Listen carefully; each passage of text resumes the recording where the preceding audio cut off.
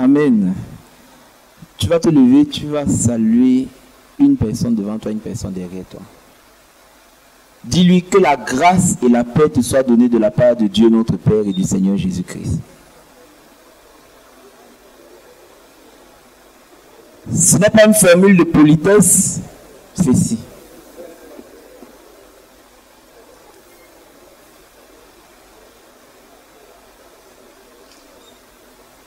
Vous allez remarquer que toutes les épîtres commencent par cela. C'est une grande bénédiction.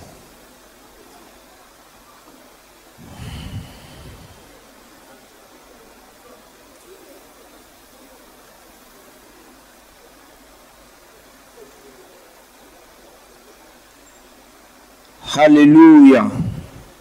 Alléluia. Alléluia. Vous êtes fatigué? Ok. Vous savez, la Bible dit que la fin d'une chose vaut mieux que son commencement. Nous sortons de cette conférence qui est intitulée « La réforme finale de l'Église » avec qu'est-ce que Dieu attend de nous. Nous avons reçu beaucoup de choses dans cette conférence, nous avons écouté assez d'enseignements, nous avons reçu assez de versets bibliques, nous avons partagé beaucoup de sujets.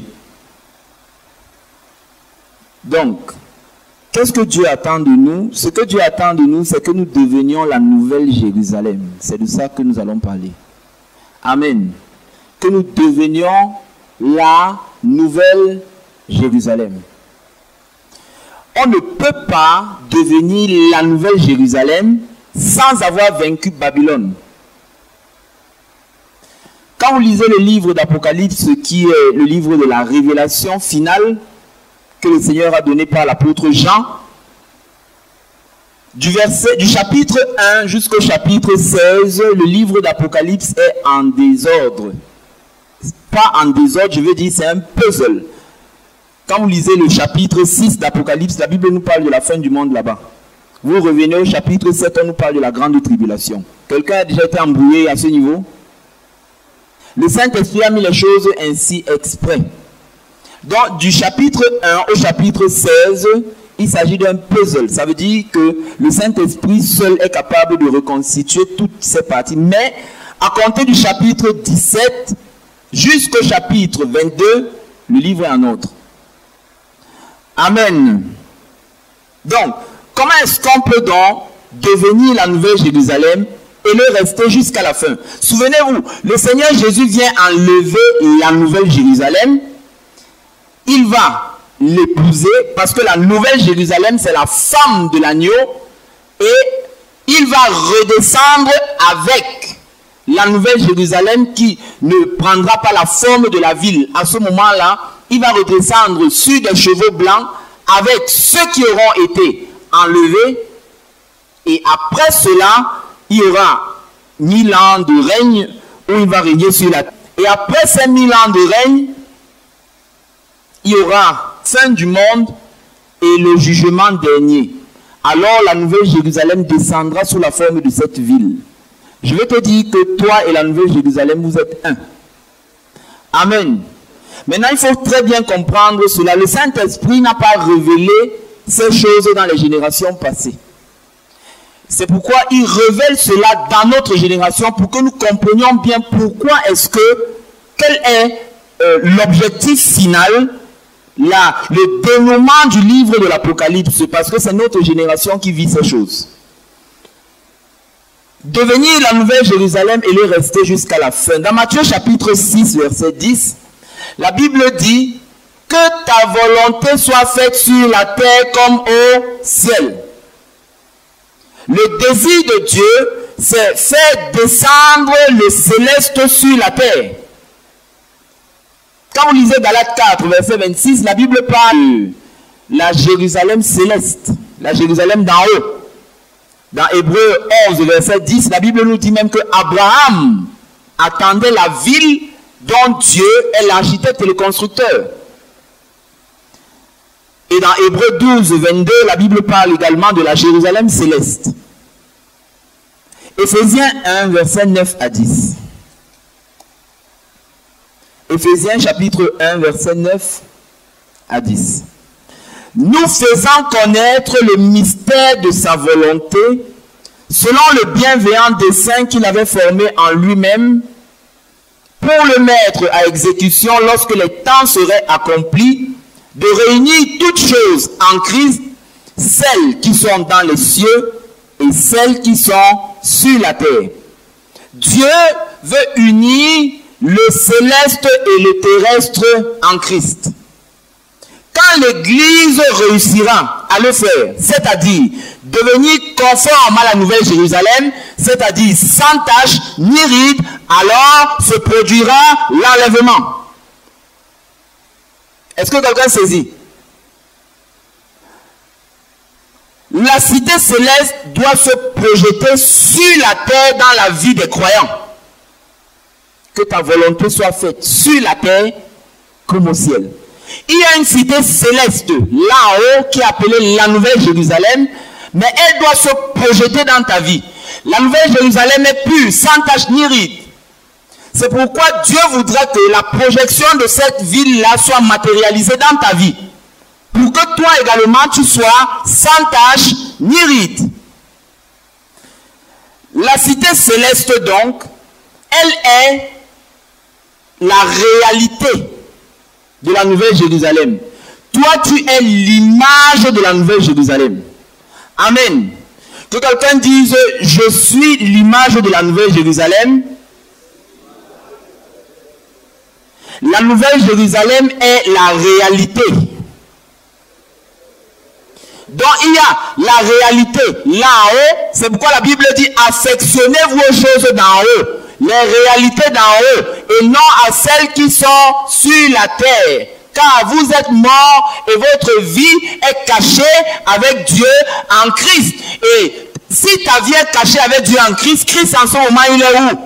À la droite de Dieu, dans la Nouvelle Jérusalem. Et si ta vie est cachée en Christ, alors Paul dit dans la suite que lorsque Christ paraîtra, vous paraîtrez aussi avec lui dans la gloire. Ça veut dire que lorsque Jésus du haut du ciel va regarder sur la terre, il va voir l'image sur la terre de la réalité de ce qu'il y a là-haut. Alors, ces deux choses, la réalité qui est en haut et l'image qui est sur la terre seront unies et l'enlèvement se produira. Mais cela n'est pas possible si Babylone n'a pas été vaincue. Amen. Pour les frères qui sont là, qui continuent à aller dans les dénominations, vous ne pouvez pas être enlevés. Je suis désolé de vous le dire. Parce que Dieu a établi un certain schéma. Nous vous avons présenté hier, par la grâce de Dieu, Babylone, la grande ennemie de l'histoire de l'humanité. Elle n'apparaît pas dans Apocalypse 17. Apocalypse 17 nous montre simplement sa matérialisation finale. Elle a commencé après la chute d'Adam et Ève, dans Genèse 10 avec Nimrod. Je vous ai dit, Dieu commence tous ses projets par un homme. Satan fait également de même. Et les 6 piliers du tout système babylonien, c'est tout ce qui est l'image de la réalité que vous voyez dans Genèse 11. C'est pour ça que tout système dénominationnel est une image de la réalité de ce qu'il y a dans Genèse 11. Et Dieu a condamné ce système dès le départ. Comme le frère l'a dit tout à l'heure, le problème ce ne sont pas forcément les hommes, mais c'est le système que Dieu hait. Alléluia. C'est pourquoi le Seigneur Jésus a dit qu'il hait la doctrine des Nicolaïtes. D'autres personnes qui ont encore développé ce système-là sous une autre forme. Certains d'entre vous, je le crains, comprendront ces choses aussi après l'enlèvement. Parce que je ne comprends pas comment quelqu'un assiste à cette conférence, tout ce que tu as suivi, tu as la Bible à la maison, mais tu continues à demander les choses sur les dénominations. Et puis nous vous avons dit, ce message, si Dieu le suscite pour une poignée de personnes, ce n'est pas pour tout le monde. Je vous dis que le Dieu de la Bible n'est pas le Dieu de la majorité. La majorité a toujours été dans l'erreur. Il y a plusieurs d'entre vous qui ont peur, qu'on va dire quoi? On n'entre pas au ciel en groupe, on entre en détail. Amen. Vous ne dites pas Amen. Le message de la réforme de l'Église n'est pas pour tout le monde. Ne cherchez pas à aller convaincre les gens par rapport à ça. Dans chaque génération, Dieu s'est toujours réservé une poignée. Quand vous voyez la majorité des gens faire quelque chose, posez-vous des questions. Dieu est le Dieu du reste, de la minorité.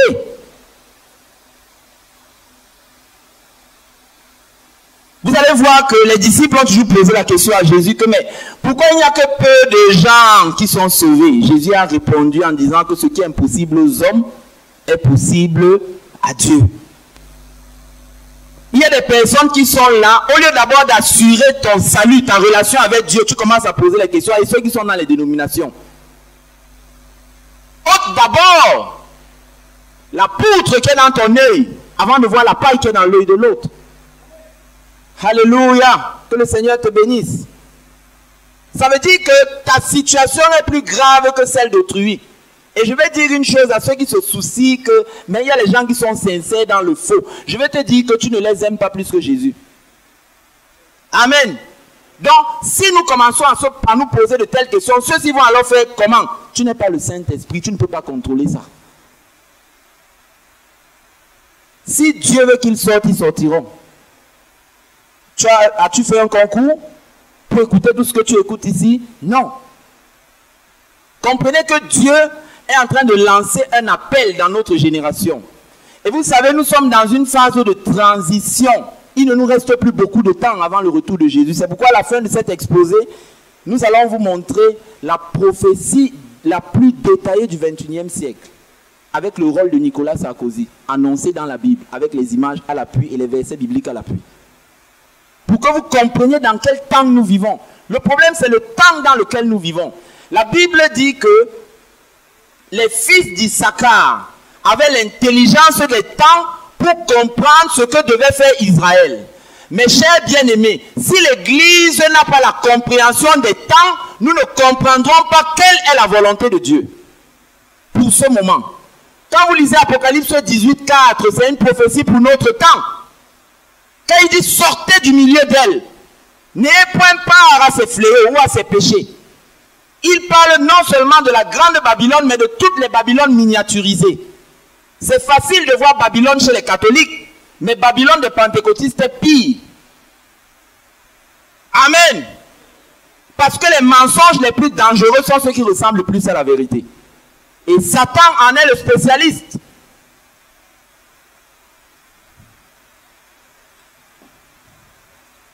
C'est pourquoi je veux te dire que si tu veux faire plaisir à Dieu, beaucoup d'hommes vont te rejeter. Premièrement, les chrétiens. Et c'est là où tu seras confronté à soit faire plaisir à Dieu, soit faire plaisir aux hommes. Maintenant, nous sommes dans une situation où, je vais illustrer ça par l'image dans le temple de Jérusalem. Dans le temple de Jérusalem, il y avait combien de voiles? Il y avait combien de voiles? Il y avait combien? Vous ne répondez pas. Il y avait combien? Quelqu'un dit 1 là-bas, quelqu'un dit 2, l'autre dit 3. Il y avait combien alors? Il y avait combien? Quels sont ceux qui disent 1? Quels sont ceux qui disent 2? Quels sont ceux qui disent 2? 2 personnes, ils ont raison. Applaudissez pour le Seigneur. La majorité a toujours... Oh! Ils ont raison. Il y avait 2 voiles. Il y avait le premier voile pour quitter du lieu des parvis, c'est-à-dire la cour, pour entrer dans le lieu saint. Et maintenant, il y avait un second voile. Regardons Hébreux chapitre 9.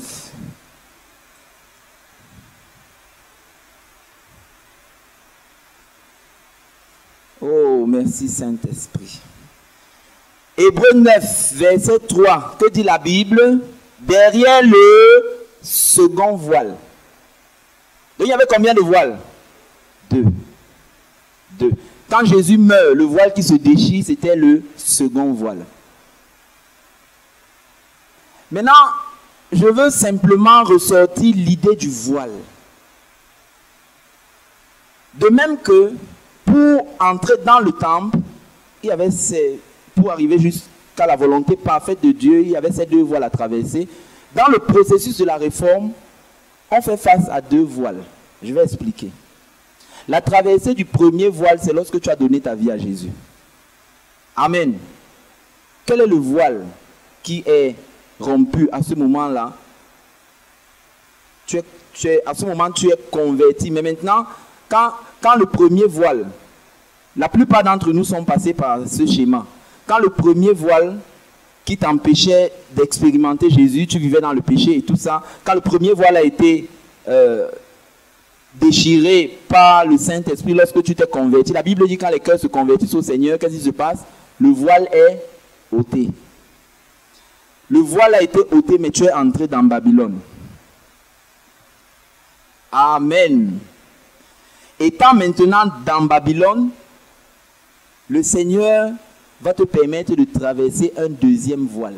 C'est pour ça que certains d'entre vous ont l'impression qu'ils sont en train de naître de nouveau pour la deuxième fois. Parce que c'est comme si tu es sorti, c'est comme si le Seigneur t'a sorti du monde, tu es entré quelque part, maintenant Dieu te fait encore sortir. Il y a une maman qui nous a dit quelque part que, mais l'autre fois vous m'avez fait sortir de l'église évangélique. Maintenant vous venez encore me faire sortir de la dénomination, elle est maintenant dans une dénomination pentecôtiste. Elle dit que non, vous embrouillez déjà les gens.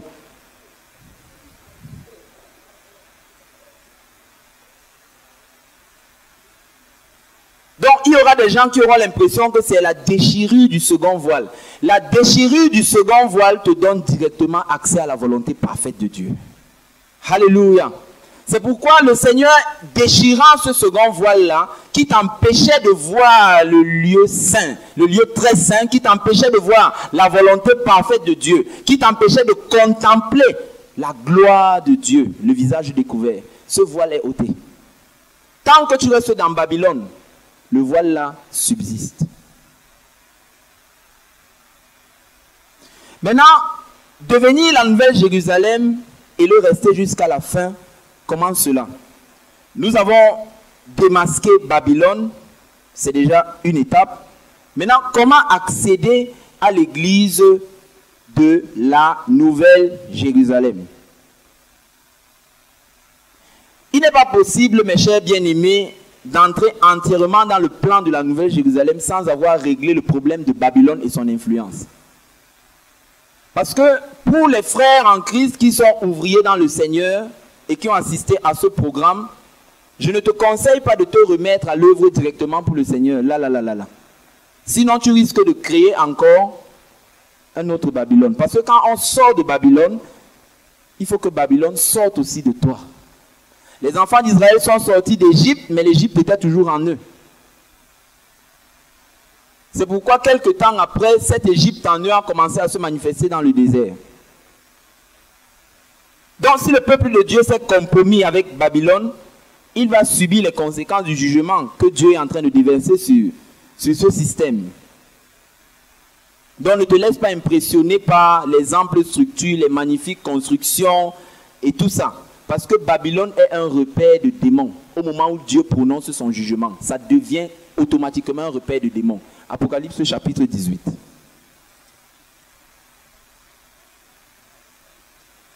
Verset 1. Après cela, je vis descendre du ciel un ange qui avait une grande autorité, et la terre fut éclairée de sa gloire. Cet ange a été envoyé dans notre génération. Il est en train de sillonner la terre en ce moment-ci. Et cet ange a reçu pour mission par Dieu d'annoncer le jugement de la grande prostituée. Il cria d'une voix forte en disant, elle est tombée, Babylone la grande. Elle est devenue une habitation quand on dit Babylone là, c'est également tous les Babylones miniaturisés. Si tu veux retourner sous le système pyramidal, alors tu vas rencontrer des démons. Une habitation, puisque les démons connaissent la Bible, ils connaissent les temps et les saisons dans lesquelles Dieu agit. Et malheur à toi si tu ne connais pas. Parce qu'ils ont le droit légal de s'installer dans les dénominations. Amen. Je le redis encore, crachez le feu, vomissez je ne sais pas quoi, vomissez l'huile, faites tout ce que vous voulez, bombardez. Et même les bombes atomiques spirituelles, ça ne peut pas les empêcher d'être là. Parce qu'ils connaissent la Bible. Ils vont dire, Seigneur, il est écrit. Satan n'a-t-il pas dit à Jésus, il est écrit? Qu'est-ce que toi tu vas répondre? Si je suis à ta place, s'ils disent qu'il est écrit, nous avons le droit de rester ici. Toi aussi tu dois dire, il est écrit, j'ai le droit de sortir. Amen. Nous vous avons montré comment de tout temps, Dieu a toujours fait sortir son peuple, soit de manière individuelle, soit de manière collective, de ce système. Quand Dieu appelle Abraham, vous pensez qu'Abraham sortait d'où? Il sortait de Babylone. Dieu l'a fait sortir de Babylone. Quand Dieu a appelé Moïse, il a fait sortir du système pyramidal babylonien qui était installé chez les Égyptiens. Quand Dieu a fait sortir Israël d'Égypte, il les a fait sortir de ce système parce que le but de ce système-là, c'est d'écraser les gens. C'est de dominer les gens. L'esprit du Léviathan, comme nous l'avons montré hier. Et c'est pourquoi de plus en plus, ceux qui veulent vraiment servir Dieu dans ces milieux-là vont se sentir sous pression. Ils vont se sentir comprimés.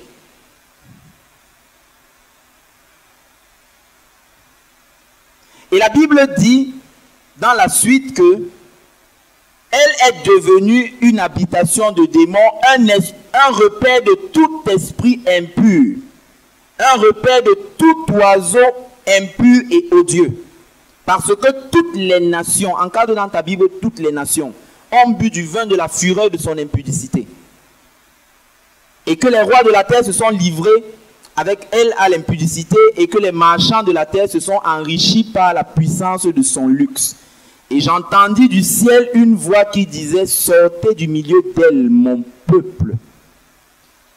Si tu pas dit, Tchapda Ndongo, on dit qu'on sorte, c'est que tu as raté. Parce que la voix qui demande de sortir vient du ciel. Amen. Qu'est-ce qui est écrit au verset 4? Une voix disait d'où? Du cinéma l'Éden. Du cinéma l'Éden. D'où? D'où? D'où? Vous parlez comme si vous n'êtes pas convaincu. D'où? D'où? D'où? Le ciel est en train de dire, annonce spéciale, sortez du milieu d'elle, mon peuple. Si tu as les yeux spirituels, tu regardes au ciel, tu vas voir, c'est écrit. Mais tu es toujours là. Vous savez, la manière dont le ciel voit est différente de la manière dont la terre voit. Quand la terre savait que c'est Hérode le roi des Juifs, le ciel savait que c'est le bébé qui vient de naître qui est le roi des Juifs. Quand la terre savait que c'est Saül qui est le roi d'Israël, le ciel savait que c'est David. Vous voyez, le ciel a une manière différente de voir. C'est pourquoi Dieu a dit que ses pensées ne sont pas nos pensées et ses voix ne sont pas nos voix. Verset 5. Car ses péchés se sont accumulés jusqu'au ciel et Dieu s'est souvenu de ses iniquités. Payez-la comme elle a payé et rendez-lui au double selon ses œuvres. Dans la coupe où elle a versé, versez-lui au double. Et quand vous lisez toute la suite là, la Bible parle du jugement de Babylone. Et au verset 20, on dit, ciel, réjouis-toi sur elle. Et vous les saints, est-ce qu'il y a les saints ici? Est-ce qu'il y a les saints ici? Tu devrais te réjouir parce que Babylone est tombée. Alléluia! Je dis, elle est tombée, Babylone la grande. Et nous le proclamons dans le visible comme dans l'invisible. Babylone, tu es tombée. Il dit, réjouissez-vous, réjouis-toi sur elle. Et vous les saints, les apôtres et les prophètes, réjouissez-vous aussi. Car Dieu vous a fait justice en la jugeant. Comme Jésus a dit dans Luc 4, nous vous disons également que cette parole de l'écriture que vous êtes en train d'entendre est en train de s'accomplir sous nos yeux et sous nos oreilles.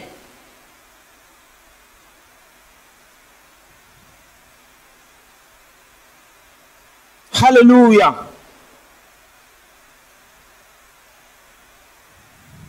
Ce message que nous vous annonçons est réel. Ce n'est pas la blague.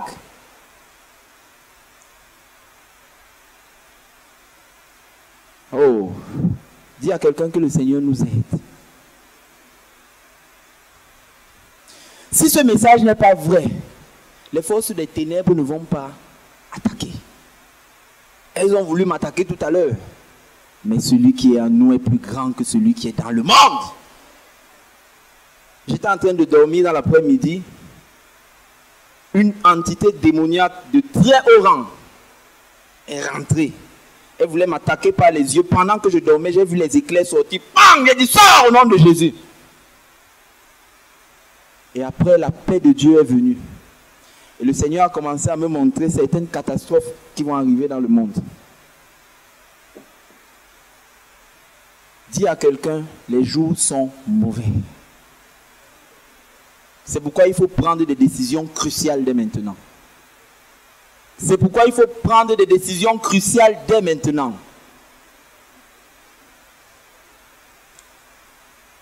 Maintenant, la Bible nous montre que la première tactique, parce que le combat contre Babylone est spirituel, nous n'avons pas à lutter contre la chair et le... Ça veut dire que nos adversaires, ce ne sont pas des êtres humains, mais c'est un système qui est contrôlé par des entités démoniaques. La première tactique dans le combat spirituel, il faut sortir de Babylone. Il faut fuir Babylone. Voilà la première chose que Apocalypse 18 nous montre. La deuxième chose, il faut lui rendre au double. Comment cela? L'Église est censée rendre les coups reçus, non pas coup pour coup, mais au double, comme la Bible le dit. Le peuple est appelé à exercer une telle autorité qui va provoquer le jugement de Babylone par le Seigneur. Ça veut dire que lorsque tu te tiens pour dénoncer ce qui n'est pas de Dieu, tu es en train de lui rendre au double. Jésus a dit que Dieu fera justice à ses élus qui font quoi? Qui crient à lui jour et nuit. Donc, quand le Seigneur te fait sortir de Babylone, après être sorti, après avoir pris position, Dieu va te faire passer par le désert. C'est pour cela que c'est normal que les gens soient troublés. Dieu va te faire passer par le désert. Il va d'abord te dépouiller de tout ce que tu as eu à amasser de ces institutions, de ces choses humaines. Dieu va te vider de toutes ces choses. Parce que d'après Matthieu 9, verset 17, on ne met pas le vin nouveau dans de vieilles outres. Parce qu'il y a un vin nouveau que Dieu est en train de déverser dans notre génération en ce moment. Si tu as toujours les vieilles outres des dénominations, tu passeras à côté de ce vin nouveau. Souvenez-vous, le vin nouveau de Dieu n'est jamais tombé dans une dénomination. Quand vous étudiez l'histoire de l'Église, c'est toujours des gens que le Seigneur a mis à part et à qui Dieu a donné une certaine lumière dans l'Écriture par rapport à un sujet donné. Et ils ont cru en ce qui est écrit sous l'impulsion du Saint-Esprit et Dieu a confirmé la parole. Donc, la nouvelle Jérusalem n'a rien de vieux. Amen. La nouvelle Jérusalem n'a rien de vieux. Les vieilles outres, les vieilles coutumes, les vieilles habitudes, toutes ces choses doivent être mises de côté sans exception.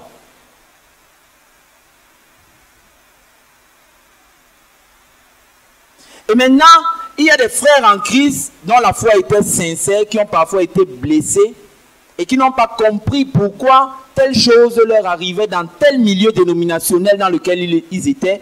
Dieu était simplement en train de te faire sortir de Babylone. Amen. Ceux qui ont été rejetés dans certaines assemblées où ils ont été, alors qu'ils se tenaient pour la justice. Ceux qui ne comprennent pas pourquoi telle chose m'est arrivée, Dieu était simplement en train de te faire sortir. Au lieu de te plaindre, tu devrais plutôt remercier le Seigneur pour cela. Alléluia. Et il y a beaucoup de frères en Christ qui sont dans la même situation. Et ils ne comprennent pas pourquoi telle ou telle chose leur est arrivée. Et il y a plusieurs, lorsque nous intervenons sur les ondes de la radio, il y a plein de gens qui nous disent qu'ils sont à la maison. parce qu'ils ont été déçus par rapport à ce qu'on leur a dit dans les assemblées. Ils ne comprennent pas que Dieu est en train de leur faire sortir. Parce que pour que Dieu puisse reconstruire son église, cela passe par une déconstruction. Ça veut dire que le Seigneur va détruire toutes les ruines de Babylone dans ta vie. C'est pour ça qu'en ce moment, si tu te sens troublé, il va déconstruire. Ça veut dire il met Babylone d'abord à terre, il enlève toutes les ruines, parce que comme tu n'es pas fait avec les briques. Babylone est fait avec les briques. Toi, tu es une pierre précieuse. Alléluia. Je dis que tu es une pierre précieuse. Même si on t'a jeté au sol, le Seigneur va te ramasser, il va te placer sur l'édifice que lui-même il a conçu. Parce que vous savez, si le mur qu'un maçon a fait ou un architecte est un peu penché, vous savez que ça peut affecter toute la construction, n'est-ce pas? C'est pour ça que s'il y a un seul défaut spirituel sur la Nouvelle Jérusalem, alors elle détruit tout l'ensemble. Oh, c'est pourquoi le Seigneur exige la perfection. Donc, premièrement, Dieu va déconstruire. Ensuite, Dieu va détruire les œuvres du diable, d'abord au niveau personnel. D'abord dans ta vie. Ne commence pas d'abord à dire que pourquoi et ceux-ci font comme ça. Ne cherchez pas d'abord à comprendre que pourquoi la Sainte Seine, pourquoi les pratiques extérieures. Permettez d'abord au Seigneur de nettoyer votre propre vie. Amen. Ne cherchez pas d'abord à savoir qu'on fait la Sainte Seine comment pour que vendredi prochain, tu puisses déjà commencer à pratiquer la Sainte Seine alors que Dieu ne t'a pas encore nettoyé entièrement de Babylone. Sinon, tôt ou tard, tu reproduiras les mêmes choses que tu as dénoncées. Et il faut la destruction des œuvres du diable au niveau personnel, ensuite au niveau local. Si et seulement si Dieu a commencé à travailler à l'intérieur, il travaillera localement après. Il travaille d'abord à l'intérieur. Et ensuite, il travaillera au niveau global. Et ce n'est que lorsque Dieu détruit, donc il déconstruit d'abord, il enlève les pierres, les briques qui ne font pas partie du matériel avec lequel il construit l'église, il met cela de côté. Ensuite, Dieu t'amène maintenant à toi-même détruire tout ce qui n'est pas de Dieu. Sachant que ce qui n'est pas de Dieu est de qui? Il faut le dire clairement. Ne mettez pas le sentiment dedans. Amen. Ce qui n'est pas de Dieu, même si ça semble être beau, acceptable, c'est du diable. Vous mettez ça de côté et c'est là que Dieu commence la reconstruction. Vous comprenez cela? Au moment où tu es dans cette phase entre la déconstruction et la destruction des œuvres du diable, tu vas sentir comme si tu n'as plus aucune protection. Tu auras l'impression que tu es perdu, tu auras l'impression que même tout ce que tu avais appris, tout ce qui faisait ton assurance, tout ce qui faisait ta sécurité, Dieu va enlever tout cela pour que tu apprennes à dépendre de lui seul. Et c'est alors qu'il commence la reconstruction. Et la reconstruction, c'est tout simplement le fait que Dieu te ramène dans le plan initial. Le plan initial de la Nouvelle Jérusalem. Il te ramène là-dedans. Donc tu vas perdre tes repères. Je suis passé par là. Tu vas perdre tes repères. Comme le frère a dit hier dans son témoignage, il a perdu le sourire. Frère, tu es dans le processus de reconstruction. Si le message de la réforme te fait sourire, c'est que tu n'es pas dedans. Amen. Amen. Si le message de la réforme ne te rend pas triste, si quelque chose ne t'énerve pas à l'intérieur, tu n'es pas dedans. Parce que quand il y a réforme, ça veut dire qu'il y aura douleur. N'est-ce pas quand ton pied s'est tordu, on t'amène chez le masseur de pied. Il va encore, quand il va redresser ton pied, ça va te faire plus mal que quand le pied s'est tordu. Vrai ou faux? Mais c'est nécessaire pour que la guérison soit établie. Si la réforme est un mal, alors c'est un mal nécessaire. Vous savez que quand quelque chose a été tordu pendant longtemps, pour redresser la chose là, c'est pas du chocolat. L'église de Jésus a été tordue pendant 1700 ans. Personne ici n'a 1700 ans. Mais nous avons hérité de ces choses pendant toute cette période-là. Et le Seigneur est en train de reformer. Donc tu vas perdre le confort personnel et tes repères spirituels. Ça veut dire que ta vie de prière va prendre un coup. Je te préviens déjà. Pendant la période où le Seigneur me faisait passer par cette phase-là, je n'arrivais pas à prier, mes frères. Mais je voulais prier, je n'arrivais pas.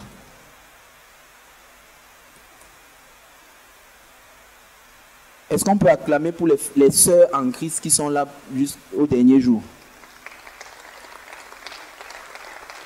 Moi, je ne suis pas une femme.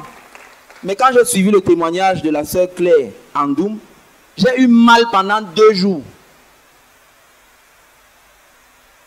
Je ne suis pas une femme. Je ne suis même pas marié pour dire que je pleure pour ma femme. Je dis que mais pourquoi ça me gêne comme ça que Dieu me dit que la convoitise dans ton cœur. Et mes frères, j'étais obligé de reconnaître que j'aimais voir les sœurs en Christ qui sont nyanga. Applaudissez pour le Seigneur. Je disais, parce que dans mon cœur, je me suis rendu, j'ai demandé au Seigneur, je suis triste pourquoi? Dieu me dit que, parce que tu es triste parce que tu vas maintenant voir les sœurs qui ne sont pas maquillées, qui ne sont pas... Applaudissons encore pour le Seigneur. L'histoire, si ça ne laisse personne.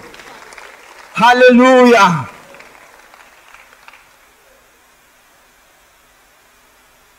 Quelqu'un m'a dit qu'elle est comme une grand-mère qui vend les beignets au marché.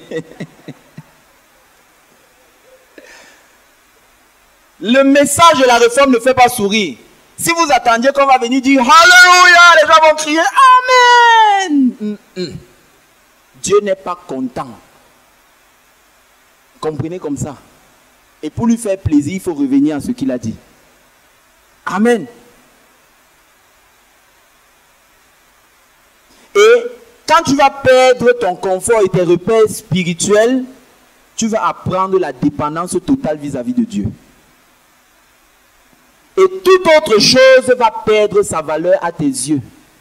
Je vous assure, quand Dieu, je vais parler tout à l'heure aux ouvriers, ceux qui sont appelés à prêcher la parole. Quand Dieu t'appelle à prêcher la parole et tout ça, à un moment donné, tu t'appuies sur ta notoriété, qu'on te connaît déjà, on connaît déjà ton nom. Quand Dieu m'a fait passer par le moule de la réforme, je vous assure, rien, toutes ces choses ne me disaient plus absolument rien. Ça ne me disait plus rien. Et tu vas rechercher le sens profond de la vie. Tu vas le trouver en Jésus-Christ, seul. Parce que le danger ici, c'est que si tu prends la mauvaise décision, c'est-à-dire ne pas rechercher le Seigneur Jésus, tu risques de rétrograder. Et là, Satan ne t'attrape pas avec Babylone, mais avec le monde de cette fois-ci. Oh, avant que tu sois dans Babylone, tu étais d'abord dans le monde. C'est pourquoi le message de la réforme va faire moins de mal ou moins de dégâts chez les personnes qui viennent de donner leur vie à Jésus, qui n'ont pas connu les dénominations. Il est plus facile pour le Saint-Esprit de réformer un nouveau converti plutôt qu'un ancien converti. Parce que les forteresses sont âgées. Alléluia. Les murs de Jéricho avaient de l'âge. Je me souviens, il y a quelques années, quand je travaillais au quartier de Bonapriso, Dieu m'avait montré les territorialités, les démons qui contrôlent la zone. C'était des vieux gorilles, Gengueru, albinos, ils étaient assis à chaque carrefour. C'était le genre que ce n'est que le camion qui peut venir m'enlever ici. C'est-à-dire les forteresses âgées. Imagine quelqu'un qui sait que la dîme, c'est comme ça. Pendant 20 ans, il a cru en ça toute sa vie. Nous, on nous avait dit que dans les endroits où les dénominations on a été, que la dîme, c'était quelque chose de sacré. C'est pour cela que quand quelqu'un abordait le sujet, ça m'énervait seulement. Que tu me dis quoi? Mais quand tu as le cœur pour la parole de Dieu, si Dieu dit quelque chose qui ne t'arrange pas, parce que tu aimes la parole de Dieu, tu vas quand même te conformer, même si ça te fait mal. Amen. Tu ne vas pas dire, vous dites que, comme plusieurs ici, on vous montre ce qui est écrit dans les Écritures. Vous continuez à dire, vous dites que, c'est nous qui avons écrit la Bible. Quelqu'un dit, Rwanda. Vous dites que, c'est parce que la Bible ne peut pas parler. C'est pour ça que Dieu a établi des prédicateurs. Ils ne font que répéter ce qu'ils ont vu ici. Un jour, ta Bible va te parler à la maison. Peut-être c'est là que tu vas comprendre. Que Bible, Bible, parle-moi. Bible, Bible, dis-moi. Tu vas ouvrir la Bible comme ça. La Bible va dire que... Comme il y a un frère en Christ qui disait, Saint-Esprit, parle-moi, parle-moi. Il tire la chaise chaque soir. Il tire la chaise. Que Saint-Esprit, assois-toi en cause. Un soir, il est fatigué, il arrive chez lui, il dit, Saint-Esprit, toi-même, tire la chaise. La chaise fait brrr, ça vient devant. Le sommeil quitté sur le frère là. La manière dont il a détalé de la chambre là. Vous dites Dieu, parle-moi. Mieux vaut qu'un homme te parle plutôt que Dieu lui-même vienne te parler. Il y a des gens qui disent que j'attends que Dieu me révèle encore sur les bijoux. Tu attends, comme il a dit dans la Bible là, il ne va plus redire ça une deuxième fois. Tu vas attendre après l'enlèvement, il va te dire. Alléluia. Il va te dire après l'enlèvement que non, je ne suis pas convaincu, je veux que Dieu me révèle. Tu veux qu'il te révèle encore quoi? C'est déjà écrit. Il ne va plus le redire. Je te dis, si tu veux, continue à discuter. Quand tu vas te tenir devant le Père, sa voix résonne comme les coups de tonnerre. Il va te poser une seule question. Toutes les réponses doivent venir de la Bible. Tu vas dire que, je ne sais pas, Dieu n'est pas dans la pitié. Il est dans la piété. Alléluia. Quelqu'un dit, il n'est pas dans la pitié. Il est dans la piété. Que non, Dieu va comprendre. Il ne comprend rien. Il ne comprend que sa parole. Il y a des gens qui discutent toujours que donc vous voulez dire que même les bijoux on ne doit plus mettre. Si tu veux mettre tes bijoux, c'est ton corps, non? Qui t'a obligé? Pourquoi ça te gêne? Si ça te gêne, c'est parce qu'il y a une idole dans ton cœur. Parce que si ce n'était pas une idole, ça ne te gênerait pas. C'est pas vrai? Pourquoi lutter avec le Saint-Esprit? Je t'assure, si tu es le genre qui lutte avec le Saint-Esprit, je vais te donner l'une des caractéristiques du Saint-Esprit. Le Saint-Esprit n'est pas un lutteur. Quand tu luttes, tu es trop fort, il va te laisser. Et tu vas croire que tu es toujours avec Dieu. Quand le Saint-Esprit part, il ne dit pas au revoir. Parce que quand il est blessé, il réagit comme un enfant, il ne parle plus. Il se retire.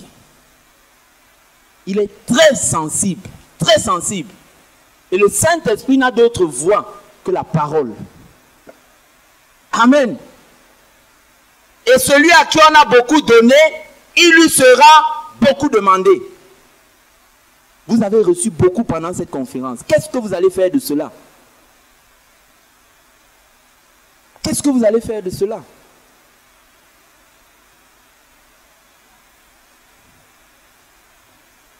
Il y a des gens qui disent que non, j'attends quand je serai prêt spirituellement. Attends toujours. Si Jésus revient entre temps, tu fais comment? Le problème, c'est que nous ne comprenons même pas la saison dans laquelle on vit. Jésus peut revenir à tout moment. Tu as une tâche, tu restes. Dans un deuxième témoignage de la sœur Claire Andoum, le Seigneur lui a montré une vague de personnes qui venaient de mourir. Il y a un frère en Christ qu'elle a vu là-bas. Elle dit que quand tu meurs, on te fait traverser plusieurs jugements. Jugement de bavardage, jugement de mauvaises pensées, jugement de ceci. Le frère avait la Bible blanche. Il est arrivé au dernier jugement. Il avait la tache, une petite tache qu'on ne voyait même pas sur son habit. On ne voyait même pas. On lui a dit qu'à cause de ça, c'était quoi? C'est la tache des souillures. Parce qu'il a laissé les gens qui dirigeaient dans le Seigneur, il ne leur a pas enseigné sur un certain nombre de choses qui étaient écrites dans la Bible, concernant notamment l'apparence extérieure. On lui a dit qu'à cause de cela, il ne peut pas entrer au ciel. Vous dites sans tache ni ride, ce n'est pas une parabole. Mes amis, c'est ce qui est écrit là. Et Dieu ne va pas changer ça pour toi. Parce que vous savez, quand on mesure le jugement de la parole de Dieu par rapport à soi-même, on est trop complaisant. C'est pas vrai? Parce qu'on se dit que comme c'est toi, Dieu va comprendre. Mais quand il s'agit de juger les homosexuels, si c'est pour toi, ils doivent seulement tous aller en enfer. Celui qui est homosexuel, celui qui a une tache sur son vêtement, aux yeux de Dieu, ils sont pareils. Sans tache ni ride. Ça veut dire qu'on doit travailler à notre salut avec crainte et tremblement. Si tu es dans le processus et l'enlèvement a lieu, tu vas être enlevé. Amen. Dieu ne regarde pas que tu vas forcément arriver au bout du processus. Mais quand tu es dans le processus et tu es volontaire, si l'enlèvement a lieu, à ce moment-là, tu vas partir. Mais il y a des gens qui ne sont même pas volontaires. Même pas volontaires. Si Dieu se tient devant vous, il vous dira les mêmes choses qu'on est en train de vous dire. Puisque nous ne parlons pas à notre propre chef. Ça nous donne quoi que de dire aux femmes, ça nous donne quoi que de dire aux femmes au contraire, ça tue même nos ambitions masculines. Permettez-moi de parler un peu comme un homme charnel. Alléluia. Pour que nous comprenions un peu certaines choses. Vous voyez, quel est notre intérêt de dire aux gens de ne plus payer la dîme? Moi, j'étais pasteur. Le ministère que je dirigeais, les entrées financières étaient plus de 50% de la dîme. Quand je dis aux gens que ça, ce n'est pas dans le Nouveau Testament, qu'est-ce que je gagne dedans? Dites-moi, qu'est-ce que je gagne?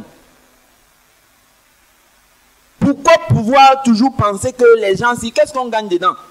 En te disant que conforme-toi à ce qui est écrit. Qu'est-ce qu'on gagne? On aurait pu garder ces vérités que le Seigneur nous a données pour nous et ne pas organiser cette conférence. Mais nous voilà, parce que nous voulions vous servir. Et Dieu sait que nous avons donné le meilleur de nous. Alléluia. Et même jusque-là, il y a des gens qui trouveront le moyen de ne pas mettre la parole de Dieu en pratique.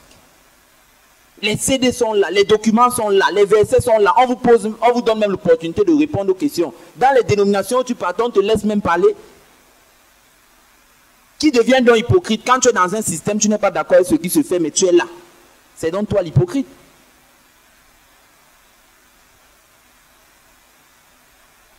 On ne conteste pas avec la parole de Dieu.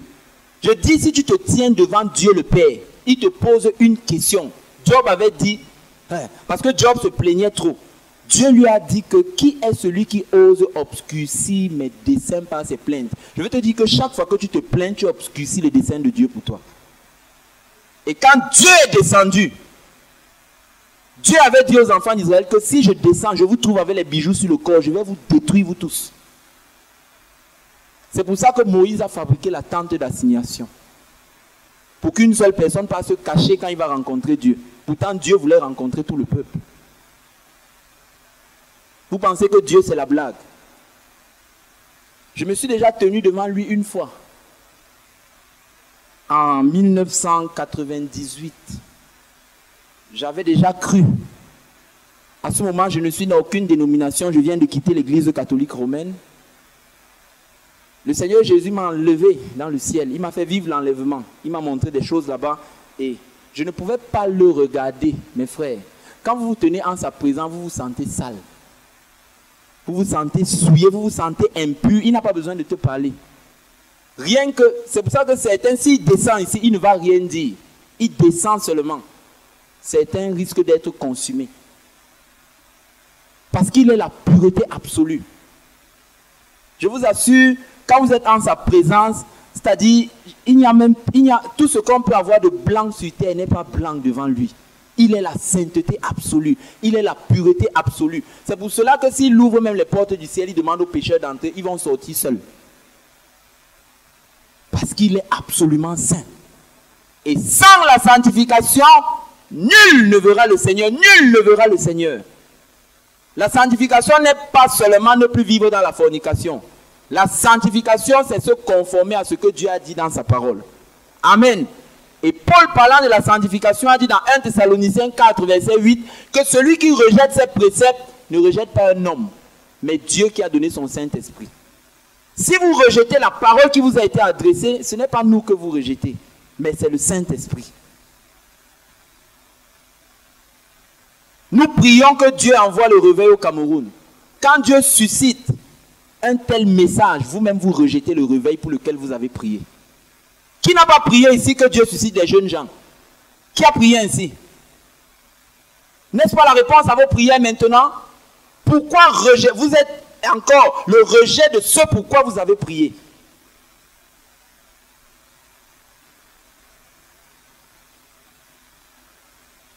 Je ne connaissais pas le frère Élie. Le Seigneur l'avait préparé longtemps dans son coin. Dieu me préparait aussi dans mon coin. Et il y a des choses qui étaient communes que le Seigneur nous a dit à lui dans son coin et à moi dans mon coin. Et le Seigneur a dit qu'il va susciter une armée de jeunes terribles dans cette nation du Cameroun. Et le réveil qui partira du Cameroun sera différent des réveils qui sont partis des autres nations. Et voici ça qui est en train de commencer comme ça sous vos yeux. Alléluia. Les choses de Dieu ne commencent pas comme de manière à frapper les regards. Les indications du réveil, c'est la dimension de la parole de Dieu. Amen. Les indications du réveil, ce ne sont pas les miracles. Les indications du réveil, ce ne sont pas les prophéties. Les indications du réveil, c'est la dimension de la parole qui est présentée.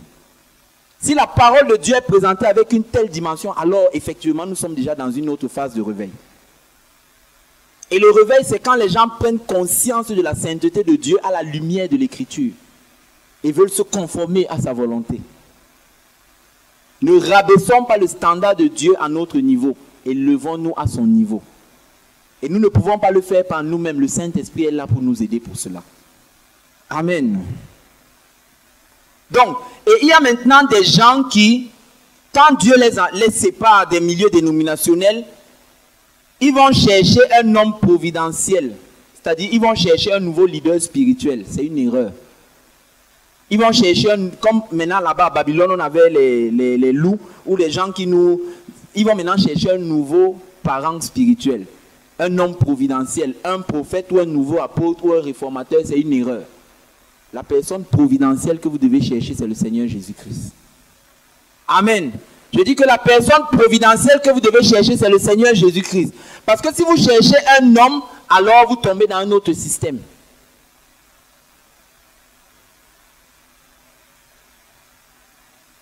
Et tu dois comprendre que dans le projet de la Nouvelle Jérusalem, ce n'est pas un seul homme, ce n'est pas le one-man show, ce sont des pierres vivantes qui s'édifient collectivement.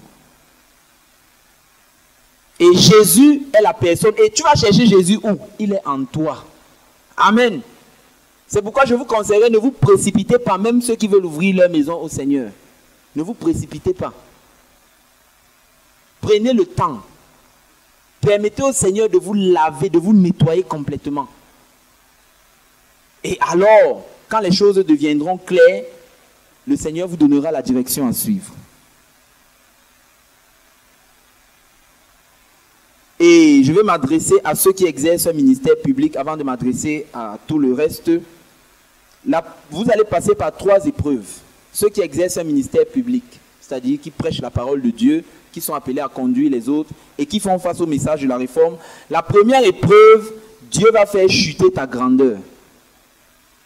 Amen. On pense, tu as été dans un modèle où tu étais considéré comme le chef d'entreprise. Maintenant, tu devrais accepter la place d'ouvrier parmi les ouvriers. Amen. Vous pensez que c'était facile que j'accepte qu'on m'appelle frère alors qu'on m'appelait pasteur depuis des années? Vous pensez que c'était facile? Ce n'était pas facile. Ça veut dire que même les titres là, c'est une idole. Amen. La chute de la grandeur. Quand Paul, Saul de Tarse, a rencontré Jésus-Christ de Nazareth, il est tombé de son cheval. Et tout ce qui faisait son orgueil, tout cela, Dieu l'a aveuglé sur sa manière de voir. Dieu va t'aveugler sur ta manière de voir les choses. Paul a été aveuglé sur sa manière de voir. Le Seigneur t'aveuglera sur la manière dont toi tu voyais les choses en tant que leader. Et tu vas commencer à te demander comment dans ce domaine ai-je pu être à ce point ignorant pendant longtemps? Comment suis-je passé à côté de l'appel du Seigneur dans ma vie? Et c'est à ce moment tu vas perdre tes convictions personnelles et les piliers de la théologie sur laquelle tu t'appuyais. Et c'est là où Saul est devenu Paul.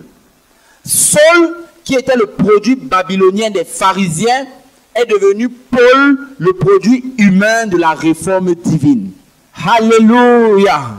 Saul, qui était le produit babylonien des pharisiens, est devenu Paul, le produit humain de la réforme divine. Et Dieu va t'entraîner dans le désert comme il a entraîné Élie. Élie avait fait beaucoup d'exploits. Il a vaincu les prophètes de Baal. Mais à un moment donné, Dieu l'a amené au désert. Et quand Dieu l'amène au désert, il y avait le bruit, Dieu n'était pas dedans. Il y avait le feu, Dieu n'était pas dedans. Il y avait le tonnerre, Dieu n'était pas dedans. Dieu était dans un doux murmure. Et tu expérimenteras le doux murmure du Saint-Esprit qui viendra pour te consoler pendant que tu seras dans la grotte du désert. Et à ce moment, tu seras comme Élie. Tu vas penser que tu es seul qui a découvert la vérité ou que tu es seul qui vit cette situation. Le Seigneur va te dire que non, tu n'es pas seul. Je me suis réservé dans votre génération un reste fidèle que je suis en train de reformer par le désert. Et la deuxième épreuve, c'est que le Seigneur va te faire descendre de ton piédestal. Tu vas perdre ta renommée. Donc, tu vas accepter de devenir méconnu.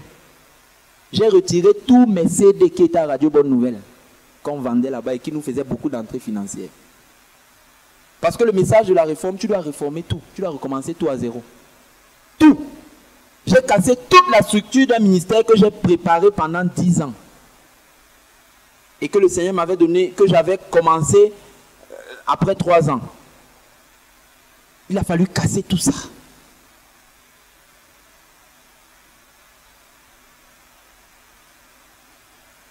Et maintenant, tu vas devoir te comporter en égal avec les frères en Christ et les sœurs en Christ devant toi. Amen. Et troisièmement, la troisième épreuve, le dépouillement. Tu vas remettre tout à Dieu sur le plan matériel. Ça veut dire comme Dieu avait demandé à Abraham de sacrifier Isaac, Dieu va te demander de sacrifier ton ministère. Et tu vas te rendre compte que ton ministère était devenu une idole. Parce que ce n'est pas le ministère que nous faisons qui est le plus important, c'est la relation avec Jésus. Si la relation avec Jésus n'est pas là où Dieu la veut, tout ministère que tu fais, tu es en train de le faire pour ta propre gloire. Dieu va te dire, remets-moi ce que je t'ai donné. Et pendant un bon temps, tu vas rester silencieux. Si tu étais une louangeuse ou quoi que ce soit dans le Nouveau Testament, il n'y a pas de louangeuse. Alléluia. Si tu étais une femme pasteur, Dieu ne t'a jamais donné le ministère là parce que ce n'est pas dans la Bible. Si tu étais une femme qui prêchait la parole de Dieu, tu vas devoir arrêter de le faire. Ce ne sera pas facile, mais c'est le prix à payer pour se conformer à l'Écriture. Et Dieu va faire en sorte que tu renonces à être un Goliath pour devenir un petit David qui n'est plus équipé d'une armure officielle, mais qui serait équipé de quelques pierres de clandestinité. Alléluia. Et c'est là où Dieu va déposer sa puissance pour t'utiliser pour vaincre les Goliaths. Parce que toi-même, tu en étais un. Goliath avec Goliath, Dieu n'est pas dedans. Alléluia. Goliath avec Goliath, Dieu n'est pas dedans. Mais Goliath avec le petit David, Dieu est dedans.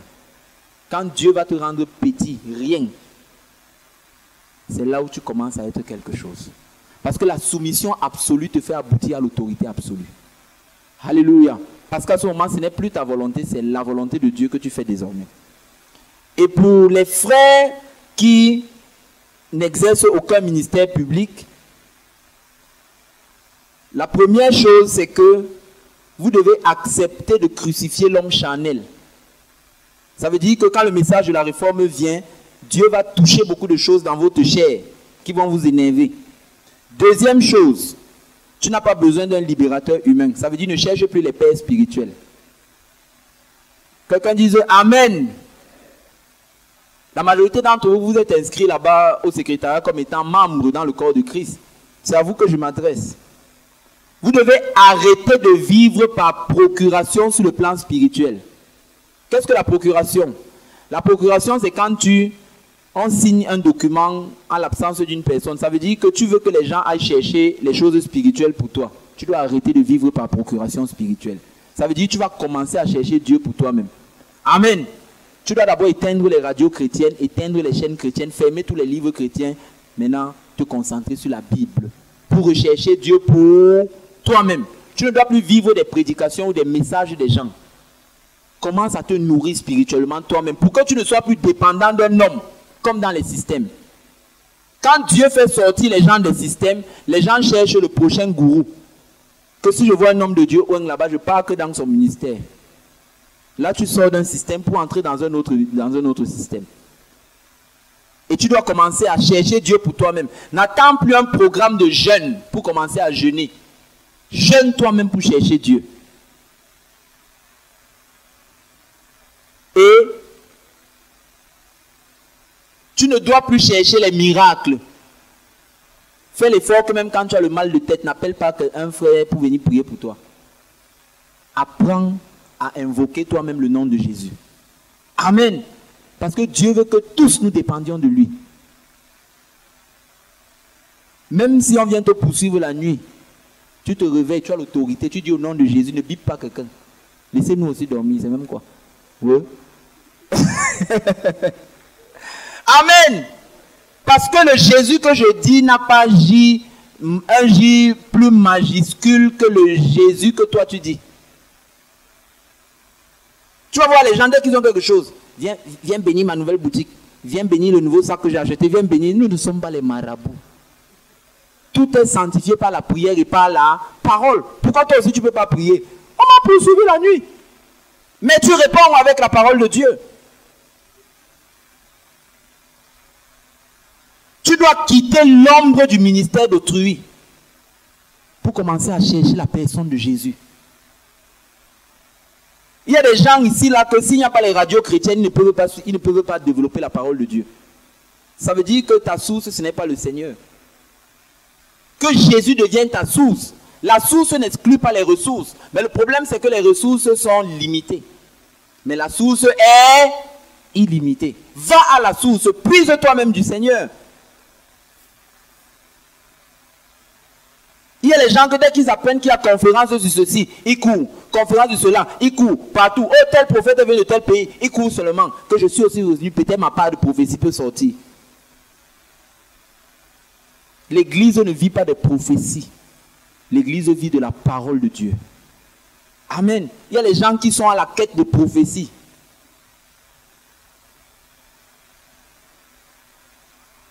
Tu ne dois plus dépendre de l'homme, tu dois dépendre de Christ. Et le prix à payer après être sorti de Babylone, c'est la dure épreuve du désert. Du désert. Ça ne sera pas facile. Tout ce que je suis en train de vous dire est consigné dans un document. Vous aurez tous un exemplaire. À la fin, vous allez rentrer vous-même, étudier et parcourir ce document. Et maintenant, il y a un problème, c'est que quand les gens sortent des systèmes, on risque de reproduire un autre système si on n'a pas laissé le Seigneur travailler à l'intérieur de nous. Quand vous regardez dans 1 Samuel 22, il y a eu là-bas une image qui s'est passée, l'image du royaume de Saül. Les gens ont fui Saül, une poignée de gens qui avaient été déçus par Saül, ils l'ont fui et ils se sont réfugiés avec David. C'était une image de ceux qui fuient les dénominations qui les ont déçus et ils se réfugient sur Jésus-Christ comme étant le seul chef. Donc, qui est notre chef? Qui est notre chef?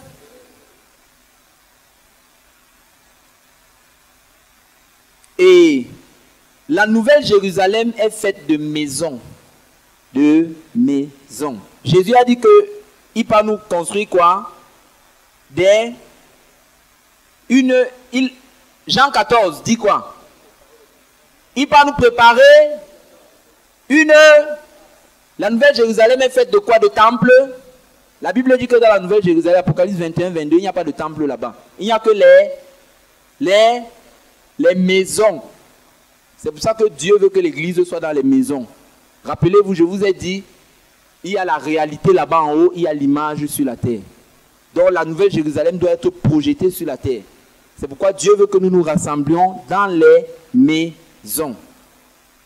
Maintenant, il ne faut pas que ces maisons soient sous un système pyramidal. Elles doivent être contrôlées par une maison mère.